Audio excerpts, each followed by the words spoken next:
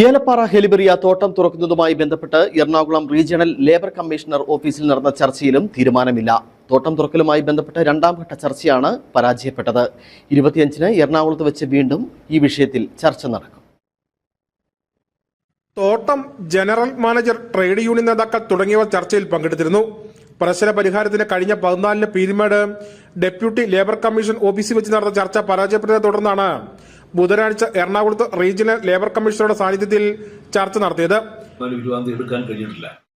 എല്ലാ യൂണിയനുകളുടെയും CI2-ന്റെ ഞാനും സിൽവസ്റ്ററും, അതുപോലെ INTUC-യുടെ ശ്രീ തോമസ് അടക്കമുള്ളവരും, HL യൂണിന്റെയും BMS-ന്റെയും ഒക്കെ തന്നെ നേതാക്കന്മാർ പങ്കെടുത്തിട്ടുണ്ടായിരുന്നു.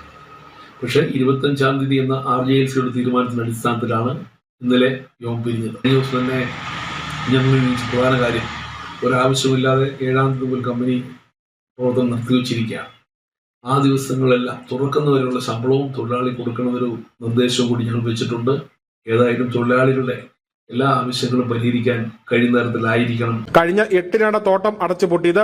തൊഴിലാളികൾക്ക് 2 മാസം ശമ്പളം പോലും നൽകാതെയാണ് ഏലപ്പാറ ഹെലിബറിയ തേയില കമ്പനിയുടെ തോട്ടങ്ങൾ അടച്ചത്.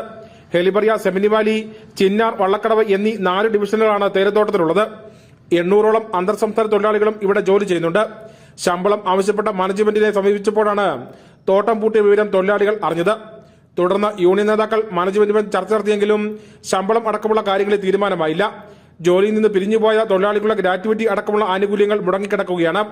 തൊഴിലാളികളിൽ നിന്ന് പിരിച്ച 58 മാസത്തെ തുക കമ്പനി പ്രൊവിഡന്റ് ഫണ്ടിൽ അടച്ചില്ലെന്ന് തൊഴിലാളികൾ ആരോപിക്കുന്നുമുണ്ട്. പ്രതിഷേധം ശക്തമായതോടെയാണ് തൊഴിൽ വകുപ്പ് പ്രശ്നത്തിൽ ഇടപെട്ട് ചർച്ച ആരംഭിച്ചത്. Idukki vision news, Peermade.